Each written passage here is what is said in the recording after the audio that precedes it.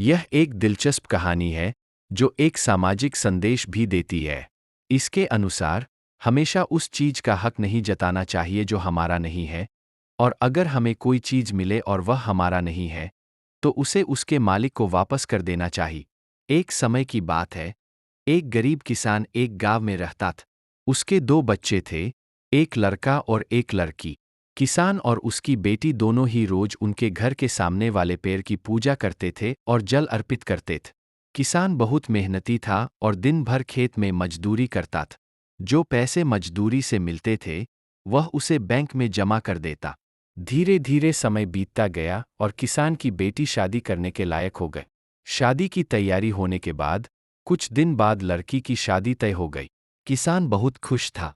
वह अपनी बेटी की शादी के लिए दूर गांव से बाहर बैंक से पैसे निकालने जाता है और पैसे निकालकर वापस अपने घर की ओर लौटता है। लेकिन गर्मी और धूप के कारण उसे ज्यादा थकान होती है। वह एक महिला के घर के सामने आम के पेड़ के नीचे अपने पैसे का बैग रखकर बैठ जाता है। किसान को ज्यादा थकान होने की वजह से नींद आ जाती है। वही वक्त उसके गांव की आम के पेड़ के नीचे बैठी महिला उसके पैसे भरे हुए बैग को चुरा लेती है। कुछ देर बाद जब किसान की आंख खुलती है, तो वह बैग ढूंढता है, लेकिन उसे बैग नहीं मिलता।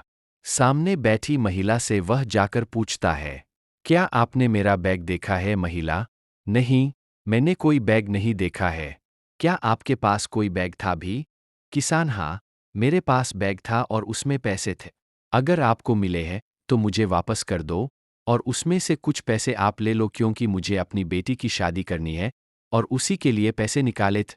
लेकिन महिला किसान को मना कर देती है कि उसको कोई बैग नहीं मिला है। किसान दुखी मन से घर की ओर चल देता है और अपने घर के सामने पेड़ के नीचे बैठकर रोने लगता है। और वहाँ सब पेड़ पर बैठी चुड़ैल उसे देख रही होती है।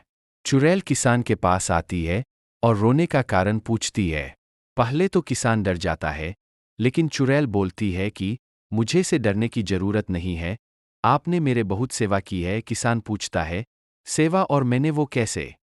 चुड़ैल बोलती है कि तुम रोज पीपल पर जल और मिठाई अर्पित करते थे जो मुझे मिलता था, और तुमको मैं दुखी नहीं देख सकता।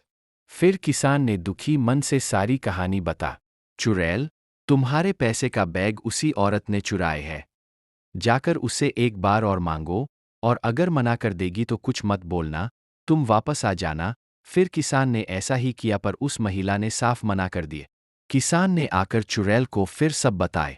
चुड़ैल गुस्से से बोली, अब उसको पैसे वापस ही करने होंगे, नहीं तो उसका बुरा हाल होगा। अगर आपको यह कहानी पसंद आई है, तो कृपया चैनल को शेयर और सब्सक्राइब करना न भूलें। और अगर आप चाहते हैं कि इसका अगला हिस्सा जल्दी आए, तो कमेंट्स बॉक्स में अपने सुझाव ज़रूर दें।